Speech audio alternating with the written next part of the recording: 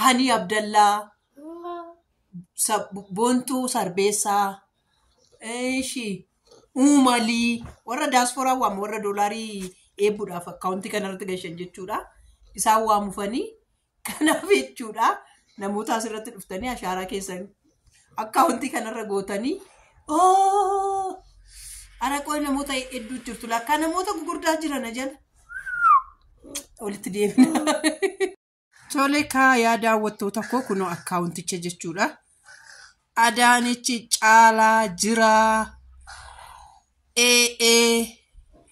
lakkoofsa bilbilaa Itoophiyaa akkaawuntii jedhee kunoo akkasitti jiran siniin jedha. Kunoo suurri koos akkasitti jira. Eenyulee akkaawuntii doolaarii kanaan jalqaba 00dhaan jira. Dhugaa rabbii 00dhaan jira. Eenyuun jalqaba ashaaraa isaa asirra godhatu.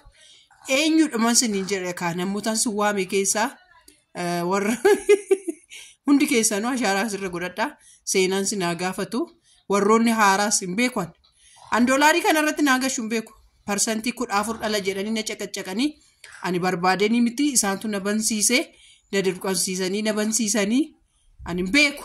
Abbaa irratti Waaqayyo maaliif akka inni isaan bansiise hin beeku. Kanaafiyyuu irratti gashaafi. Andaa siniin jennaa eebbushee seenaan sin haa gaafatu jedhini. Na horaa bulaa Waaqayyo sin haa eebbisu warroonni harka keessan asirratti diriirfattanii halaamanni keessan golli keessan maan keessan maqaa Yesuusin haa eebbifame haa ta'u. Amantii ittiin eebbifamtan haa ta'u. Ji'a kana immoo ji'a ittiin bansiisan immoo ji'a Ramadaanii ji'a Tsoomaa warri kiristaanaa tsoomu warri Ramadaanii tsoomu bakka keerii keessan asirra godhadhaa dhugaa.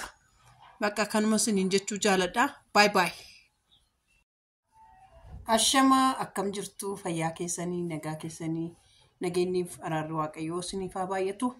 Daawwattoota keenya kabajamtoota keenya qaqqaalota keenya fayyaadhaan hundumtuu halaamanni maatiin biyya mana maadaamii jirtan biyya hambaa jirtan biyya Awurooppaa, Astiraaliyaa, Afrikaa, Eeshiyaa biyyoota dachee kanarra Waaqayyo biyya jedhee uume keessa jirtan hundumtuu akkam jirtu.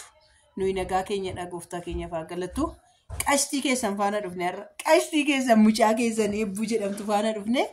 Eebbuu koo jedhin eebbuu jechuun yaa mucatti waggaa 7 leenca waggaa 7 leenca waggaa 7 siniin jedha. Yaa yeroo baay'ee gaashin akkasii kolfitee taphattu kana haasawuun xiqqoo ishee namatti cima. Waan irra jirtu hundumaa hin beektu waan ta'eef jechuudha. Har'a waan tokko na dhibee dhugaa rabbii waan ajaa'ibu jira.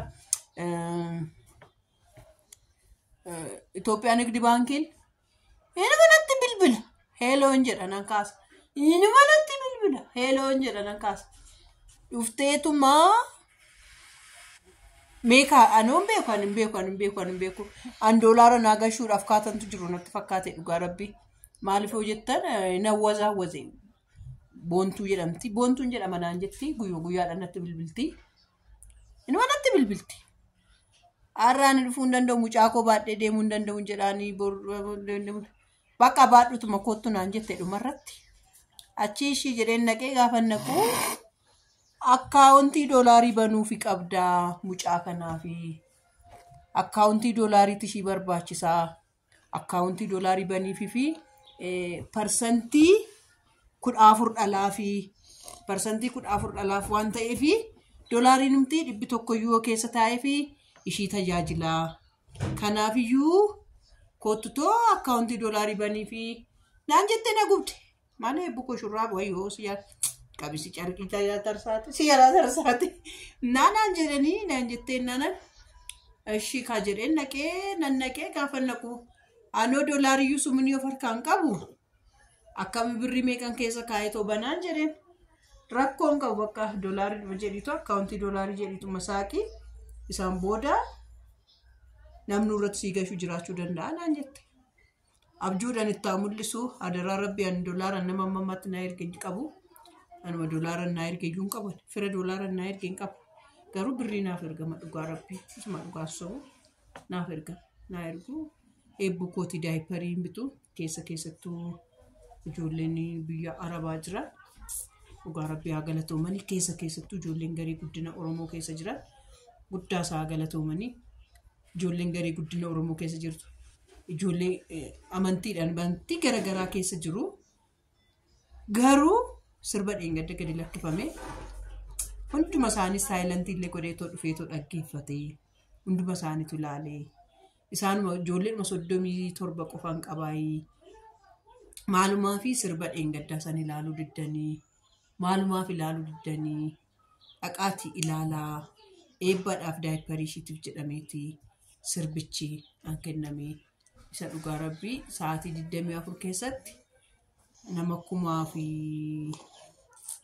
4,400 laalee itti dabala sa'aatii 24 keessatti jechuudha. Achiiti sa'aatii 24 keessatti kuni doolaarii inni lakkaa'e ol taajjabuudhumaaf torbee tokkoon booda iskiriinshuut godheessanii maxxansa. Doolaarii biidiyoon sun lakkaa'e iskiriinshuut godheessanii maxxansa. Maaliif hojjettan ani eebbuu koo isa dhugaa rabbii isuma dhugaa koo siniin jedha. Hin beektu obbolaan koo mucaan obboleessi koo boqotee ani giincii dhaqeetoo warra du'aan deemnee mucaa wajjin guddannee mucaa wajjin biyyoo daagnee guddannee mucaa baay'ee jechuun xiqqoo waan hundumaa jechuudha. Dhaqeetoo nawwaallee dhiifaman gaafadhe maatii garuu eebbuu Finfinneedhaa kaasee amma Adaamatti eenyutu irra fagaata naan jettan Adaamatu irra fagaata malee giincitu irra dhiyoodha. Suma dhugaa koon siniin jedha.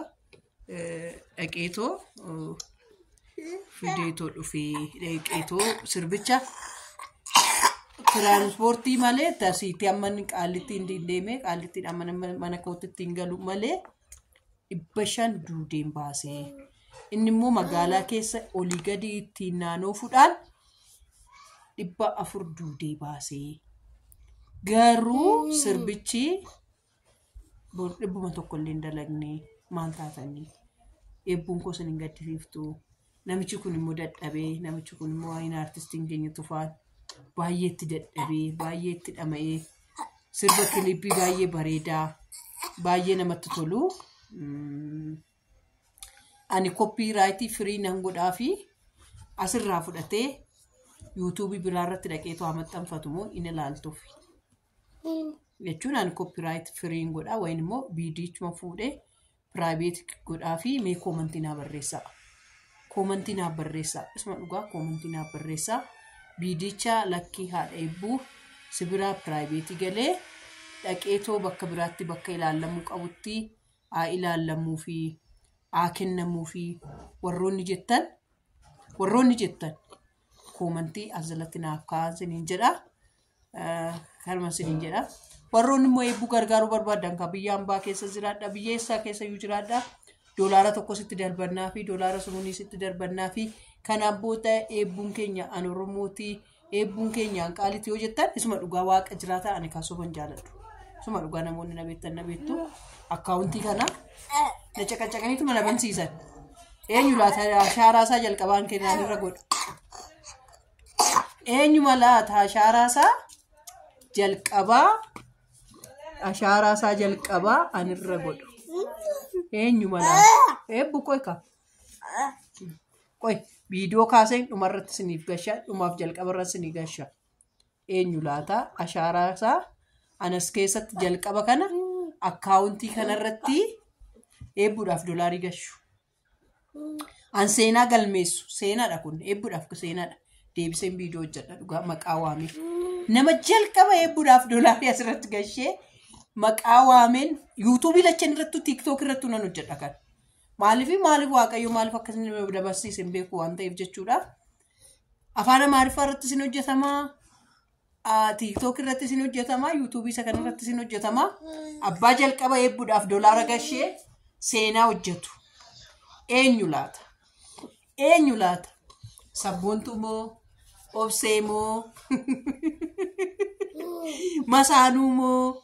Qomina waama ijoollee waama jechuudha. Ijoollee warra gurgurani.